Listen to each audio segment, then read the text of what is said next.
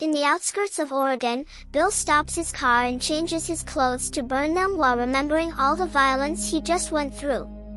This started 2 days ago. Bill is a 23-year-old guy living with his hard-working parents. He's in a constant state of anger and frustration, caused by his obsessive consumption of depressive news about the state of the world and videos from edgy influencers. To burn through this frustration, Bill punches a bag, lifts weights, or plays darts in his room. When he's in front of his parents, Bill pretends to be a chill dude. One morning things get difficult when Bill's parents inform it's about time for him to move out of the house. Bill snaps as he spills the juice, reminding his parents that the deal consisted of him living with them until he had enough saved money for his post-education because he wants to do this on his own. His father points out some of that money could go to rent, and Bill accuses him of guilt-tripping. An argument ensues, but the parents need to leave for work, so they tell Bill that they'll help him out for a few years, but they still want to discuss the matter properly over dinner later. Afterward, Bill drives downtown and goes to a coffee shop, where he orders a double espresso macchiato with extra foam. The barista finishes the order quickly, but Bill is disappointed by what he sees, claiming it isn't a macchiato because it doesn't have foam. An argument ensues and Bill returns the coffee while asking for his money back, but the barista thinks he's an idiot and refuses to return the money. Bill storms off only to return a second later and take some stuff from the counter before leaving again, so the barista uses the chance to throw a roll at his head. Moments later, Bill is at work in a garage fixing a van. Suddenly his boss shows up and points out his lunch time is over, so he should be working on cars instead of wasting time on the van. Bill asks him to treat his best worker better and asks for a raise, but his boss tells him off. Bill has no choice but to work with the cars, but first he leaves a mysterious bag inside the van. After work, Bill meets his only friend Evan, a rebel influencer who makes videos about opposing social norms and complaining about the system. Evan gives Bill 2 packages and asks him to stop sending stuff to his house because his father doesn't like it. He also wants to know what's in the packages, but Bill just says it's a surprise. Then Bill decides they're grabbing a bite at the chicken den, although Evan doesn't approve of the company because he believes in animal rights and orders a salad. Once they have their food, the boys eat while discussing their upcoming paintball game and are interrupted when the employee comes by to pick up the tray. She ends up accidentally spilling their meals on them, and at first the guys laugh, but while she cleans, they demand an apology and their money back. The employee says she'll redo their orders, but she can't return the money, causing Bill to ask for the manager until Evan calms him down. After their new order arrives, they eat while watching people on the street, which inspires a rant from Evan about overpopulation, the destruction of natural resources, contamination, and people's obsession with money. Bill responds that Evan's too pessimistic and that he's all talk but no action. Later, when Bill returns home, his parents are waiting for him to have a serious talk. They're a bit angry because Bill hasn't called and missed dinner, so he apologizes and promises they'll have the talk in the morning because he'll have exciting news then. Afterward, Bill goes to his room, where he reads books and magazines related to the world's problems while hearing the news on the radio, which also talks about violence. Bill keeps picturing all those crimes in his head and eventually abandons reading to open his packages instead. It turns out he's ordered a full bulletproof armor, and he starts putting it together while listening to Evan's latest video, during which he talks about the world needing people who actually stand up and believe in action. Bill makes fun of him, calling him precious. After finishing working on the armor and some wires, Bill also prints a bunch of fake money. Next, he films a video of his own, still making fun of Evan for thinking people are equal and not doing anything. The next morning, Bill works out harder than ever before joining his parents for breakfast. Bill suddenly informs them that today he's going to be proactive. He took the day off from work so he could stay home and fill out college applications, hoping to study mechanical engineering. The parents are shocked to hear this, but also very proud and show great support for their son's decision. Afterward, Bill gathers his things as glimpses of his video are shown, during which he says that unlike Evan, he's going to take action. His things include not only the armor but also lots of weapons that Bill puts together with ease. When he's done, he looks like a SWAT team agent, and he can't help admiring himself in the mirror while his mind keeps running through all the horrible news and Evan's speech. It's also revealed that his video shows Bill saying balance is created by survival of the fittest, so he'll kill every person that is using recourses but their existence isn't beneficial for society, like cancer patients. Then Bill leaves in his car, but he stops in the middle of the road to change into a different vehicle that doesn't have a license plate. While he drives, Bill keeps on remembering everything Eva, his parents, and the news said to him, which keeps him motivated. Eventually he makes it to the middle of the town, where he can see the van he had been working on parked nearby. Using a wireless device, he starts and drives the van, almost hitting people and other cars in the process.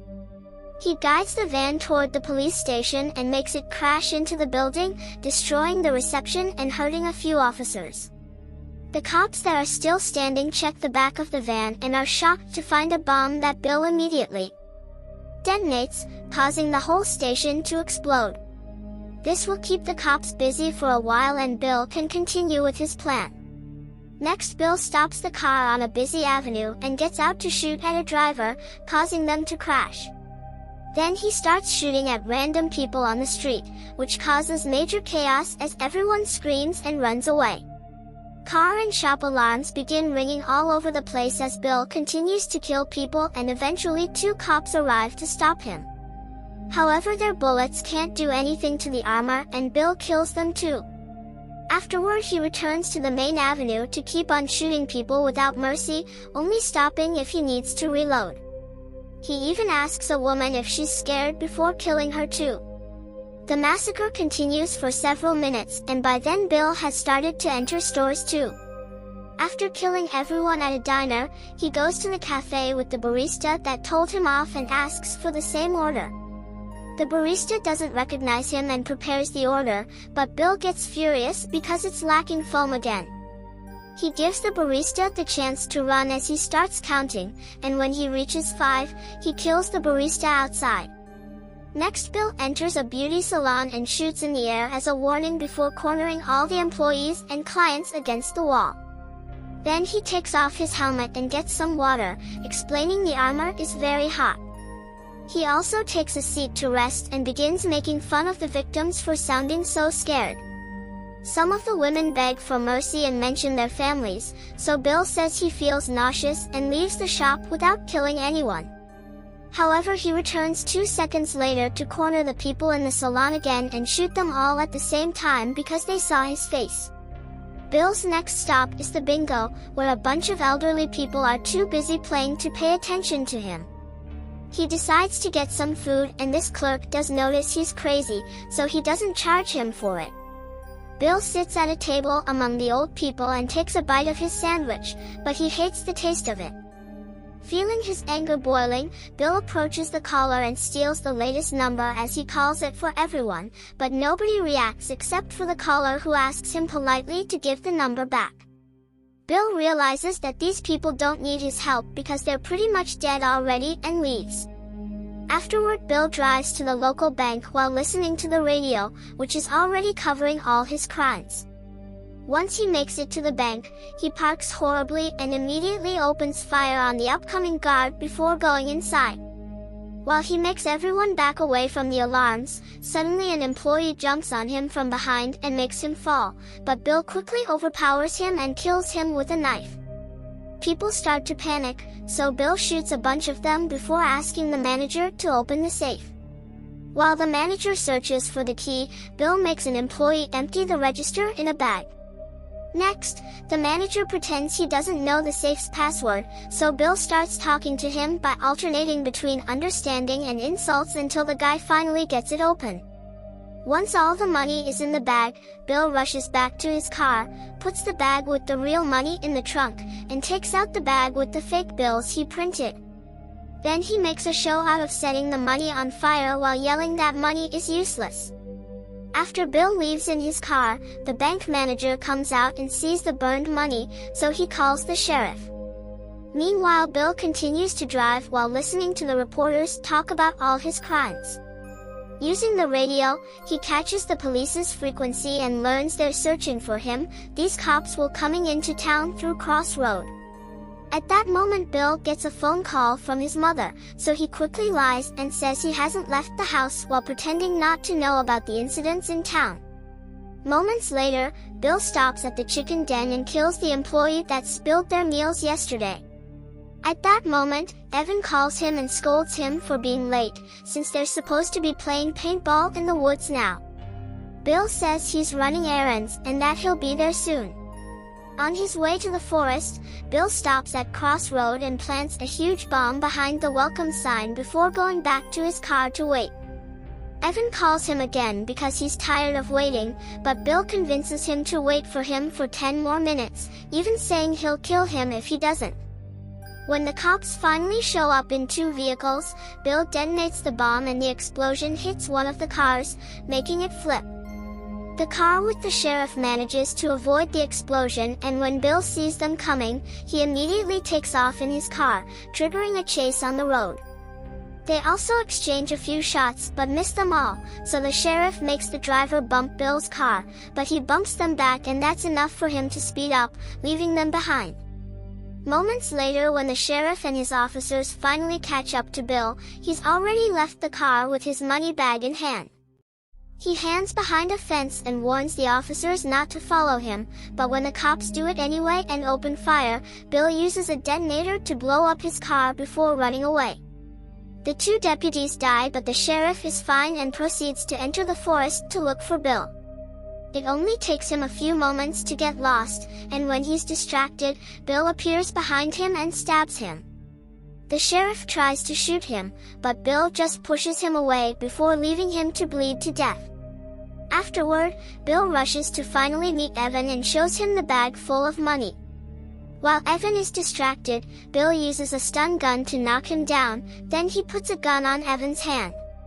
By guiding it to the correct spot, Bill shoots and kills Evan, making it look like he self-deleted to be the martyr he always wanted to be.